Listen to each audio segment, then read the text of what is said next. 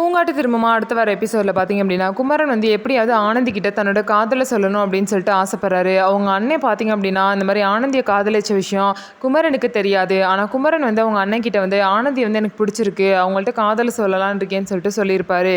அவங்க அண்ணனு பார்த்தீங்க அப்படின்னா தம்பி ஆசைப்படுற பொண்ணு எப்படியாவது சேர்ந்துடணும் அந்த எண்ணத்தில் தான் அவங்க அண்ணன் வந்து நடப்பாங்க. இதுக்கப்புறம் பார்த்தீங்க அப்படின்னா ஆனந்தியோட அம்மாவும் ஆனந்தியோட அக்காவும் பார்த்தீங்கன்னா நீ எதுக்குடா அந்த பொண்ணு கிடைக்கலன்னு இவ்வளோ கஷ்டப்படுற, உனக்கு இப்போ அவள் தானே வேணும், நான் எப்படியாவது பேசி உனக்கு கல்யாணம் பண்ணி வைக்கிறேன்னு சொல்லிட்டு அந்த ஆனந்தோட அக்கா வந்து சொல்கிறாங்க.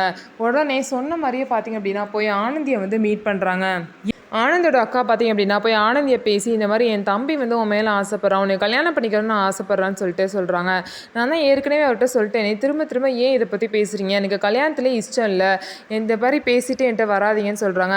என்னடி ஓவராக பேசுகிற அப்படின்னு சொல்லிட்டு அவங்க அக்கா மரியாதை இல்லாமல் பேசுனாங்க. மரியாதை கொடுத்தா தான் மரியாதை கிடைக்கும், ஒழுங்காக இங்கேருந்து போயிருங்க அப்படின்னு சொல்லிட்டு ஆனந்தியை அவங்கள திட்டிட்டு போயிடுறாங்க. ஸோ இதுக்கப்புறம் என்ன நடக்க போகுது, குமரன் வந்து அவரோட காதலை சொல்லுவாரா, அதை வந்து ஆனந்தி ஏற்றுப்பாங்களான்னு சொல்லிட்டு வெயிட் பண்ணி பார்க்கலாம். நம்ம வீடியோ உங்களுக்கு பிடிச்சிருந்தா நம்ம வீடியோவை லைக் பண்ணிக்கோங்க, மறக்காமல் நம்மளோட சேனலை சப்ஸ்கிரைப் பண்ணிவிட்டு பாருங்கள்.